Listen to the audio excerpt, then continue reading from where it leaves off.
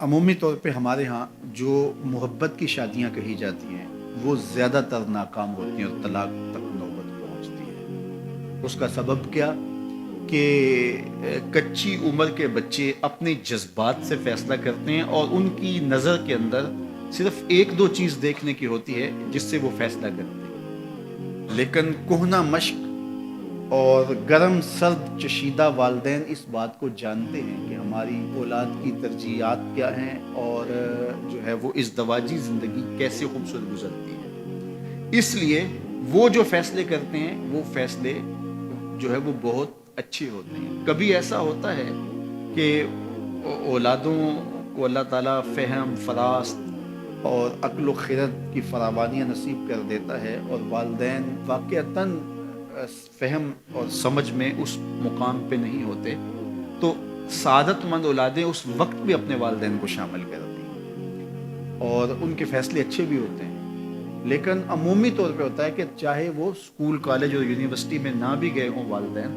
लेकिन उनके तजुर्बात अमलन जो हैं वो ज़्यादा होते हैं। इसीलिए फरमाया गया सैयदा आयशा रज़ियल्लाहु तआला अन्हा से मरवी रिवायत है, अय्युमा इमरातिन नकहत बगैर इज़्न वलीहा फ़निकाहुहा बातिलुन फ़निकाहुहा बातिलुन फ़निकाहुहा बातिलुन, 3 मरतबा फरमाया। जो खातून अपने वली की इजाज़त के बगैर निकाह करती है उसका निकाह बातिल है, उसका निकाह बातिल है, उसका निकाह बातिल है। तो अमूमी तौर पे वो निकाह जो हैं वो नाकाम हो जाते हैं, इसलिए कि वक्ती जज्बात से वो रिश्ते जुड़ते हैं और वो एक ख़ास उम्र तक वो जज्बात होते हैं, लेकिन उसके बाद वो रिश्ते टूट जाते हैं। माँ बाप को पूरी तरजीहात और पूरी ज़िंदगी के सारे नशीब व फराज का इल्म होता है और वो सारी चीज़ें सोच समझ के कोई चीज़ जो है वो तय करते हैं। उसमें बाज़ कात ऐसा भी होता है कि वालिदैन बच्चों की तरजीहात देखे बगैर अपनी ख्वाहिश को मुकद्दम कर देते हैं, तो ये चीज़ भी तनाव का सबब और तलाक की नौबत तक पहुंचा देती है। यानी बाज़ कात माँ बाप को ज़िद होती है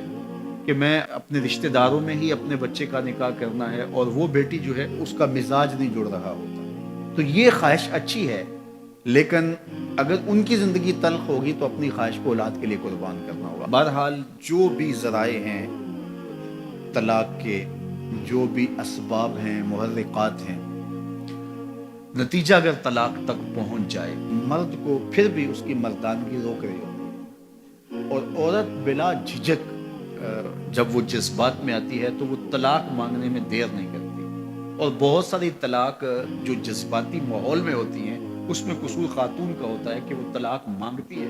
तो औरत को कभी भी तलाक नहीं मांगनी चाहिए। हाँ, अगर वाक़अतन उसका इस्तेहकाक बनता है, वह ज़िंदगी गुजारना मुश्किल हो गया है, तो वो अदालत में रुजू करके खुला ले सकती है। लेकिन ये औरतें जो डट जाती हैं कि ठीक है, मुझे अभी फारग करो, मैं एक लम्हा इस घर नहीं रहना चाहती, ये घर मेरे लिए जहन्नुम है, और ये उसकी बहनों के सामने, उसके भाइयों के सामने, उसके ख़ानदान वालों के सामने उसको यूं ललकार रही होती है, तो फिर वो तलाक दे देता है। और बाज़ का वजह नहीं होती कि वक्ती तनाव होता है। तो हज़रत इमाम अबू दाऊद ने हुज़ूर का ये फरमान लिखा है कि आका करीम ने फरमाया कि जो खातून बगैर उज़्र के अपने शौहर से तलाक मांगती है वो जन्नत की खुशबू भी नहीं पाएगी, और जन्नत की खुशबू 500 साल की मसाफत से आना शुरू हो जाएगी। तो जो बगैर उज़्र के अपने शौहर से तलाक मांगती है, तो ये बात ज़हन में रखिएगा कि औरत नहीं चाहती कि ये उसके वक्ती जज्बात होते हैं, वो यही चाहती है कि मैं सुर्ख जोड़े में इस घर में आई हूँ तो सफ़ेद कफन में वापस लौटूँ इस घर में। और औरत की आरज़ू होती है कि मेरा शौहर जो है वो मुझको जो है वो ख़ुद अपने हाथों से जो है वो लाहद में उतारे। मेरे हुज़ूर सल्लल्लाहु अलैहि वसल्लम ने औरत के इस जज्बात का लिहाज करते हुए एक दिन सैयदा आयशा से कहा कि आयशा, अगर तू इंतकाल कर जाए मैं तुझे खुद कफन दूँ, खुद लाहद में उतारूँ। तो हज़रत आयशा रज़ियल्लाहु तआला अन्हा की चश्मान अक़दस से आंसू आ गए कि ये अगर हो तो मेरे लिए इससे बड़ा क्या एहसास है कि मेरा शौहर मेरा खुद जनाजा पढ़े और ख़ुद मुझे कफन दे और ख़ुद मुझे लाहद में उतारे। तो घर टूटने से बचें और मियाँ बीवी का रिश्ता ये दुनिया में रिश्ता है तो ये रिश्ता आखिरत में भी कायम रहेगा, और जब खातून जन्नत में जाएगी तो ये जो है वो उन हूरों की जो मर्द को जन्नत में अता की जाएंगी, ये उनकी सरदार होगी।